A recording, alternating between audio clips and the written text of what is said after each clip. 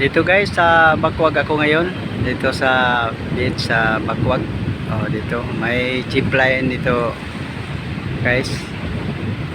Oh, kung sasakay kayo sa zipline, no, 250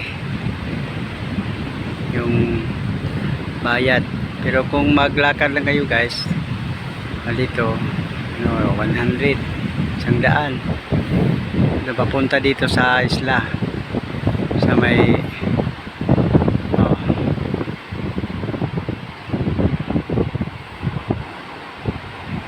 tapos pagdating yun sa isla guys, andun niya yung doon ka papunta sa yung sa taas guys, yung may pangalang Bakwag, doon ka aakyat kung mag zipline kayo pababa.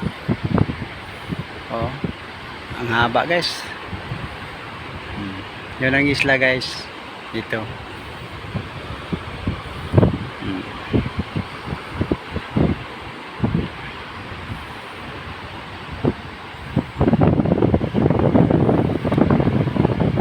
Presko talagang hangin dito guys. Ayun oh.